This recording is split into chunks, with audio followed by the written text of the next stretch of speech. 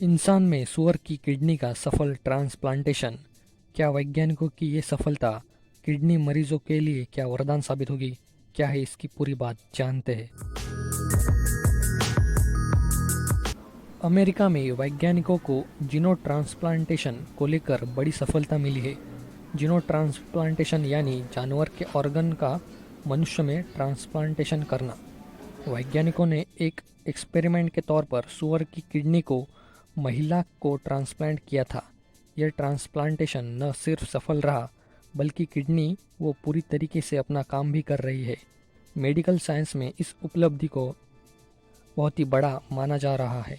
सबसे पहले ये पूरा मामला क्या है वो समझते हैं। न्यूयॉर्क यूनिवर्सिटी के लैंगॉन हेल्थ के डॉक्टरों ने सूअर की किडनी को महिला में ट्रांसप्लांट किया है। महिला के शरीर के कोशिकाओं में बाहर से ही इस किडनी को 3 दिनों तक जोड़ा गया। ट्रांसप्लांटेशन टीम को लीड कर रहे डॉक्टर रॉबर्ट मोंटगोमरी ने कहा कि सूअर की किडनी ने एक सामान्य इंसान की किडनी की तरह ही काम किया है। जिस महिला को किडनी ट्रांसप्लांट की गई है वो एक ब्रेन डेड महिला है। महिला की किडनी ठीक से काम नहीं कर रही थी, इस वजह से उसे लाइफ सपोर्ट पर रखा गया था और इसके लिए महिला के परिवार से सहमति ली गई थी। ये एक बड़ी उपलब्धि क्यों है? दरअसल पशुओं से मानव में ऑर्गन ट्रांसप्लांट करने का प्रयास सदियों से किया जा रहा है, लेकिन अभी तक इस संबंध में कोई भी बड़ी सफलता वैज्ञानिकों के हाथों नहीं लगी थी। ट्रांसप्लांट के ज़्यादातर मामलों में कुछ घंटों के अंदर मरीज की मौत हो जाती थी। इस मामले में मरीज की किडनी न सिर्फ 3 दिन तक ठीक से काम किया, बल्कि मरीज को किसी तरह का कोई रिएक्शन भी नहीं हुआ। साथ ही किडनी ट्रांसप्लांट के बाद महिला का जो असामान्य क्रिएटिनिन लेवल था वो सामान्य स्तर पर आ गया। ब्लड में क्रिएटिनिन लेवल का सीधा सीधा संबंध किडनी की फंक्शनिंग से होता है। क्रिएटिनिन लेवल का सामान्य स्तर पर लौटना ये संकेत है कि किडनी ठीक तरह से काम कर रही है। इस बड़ी सफलता के पीछे की वजह भी जान लीजिए। दरअसल सूअर की जीन्स में ग्लाइकोन नाम का एक शुगर मॉलिक्यूल होता है जो इंसानों में नहीं होता है। इस शुगर मॉलिक्यूल को हमारी बॉडी एक फॉरेन एलिमेंट की तरह ट्रीट करती है और इसे रिजेक्ट कर देती है। इसी वजह से इससे पहले जब भी कहीं किडनी ट्रांसप्लांट करने की कोशिश की गई वो फेल होती रही। वैज्ञानिकों ने इस समस्या को निपटने के लिए सूअर के जीन में पहले से ही बदलाव करके इस शुगर मॉलिक्यूल को निकाल दिया था। साथ ही जेनेटिक इंजीनियरिंग से सूअर के जीन्स में बदलाव करके किडनी ट्रांसप्लांट कर दिया गया था।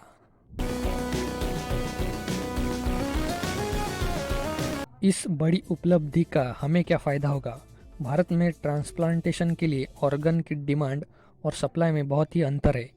स्वास्थ्य मंत्रालय के अनुमानों के मुताबिक भारत में हर साल करीब 2 लाख लोगों को किडनी ट्रांसप्लांट की ज़रूरत होती है, लेकिन केवल 6,000 लोगों को ही किडनी मिल पाती है। अगर सूअर से इंसान में ये किडनी ट्रांसप्लांट सफल होता है तो भारत में किडनी की डिमांड और सप्लाई का ये अंतर भी कम हो सकता है। साथ ही भारत में हर साल किडनी संबंधित बीमारियों की वजह से करीब 2 लाख लोगों की मौत भी हो जाती है। इसमें 10 से 15% लोगों की जान बचाई जा सकती है।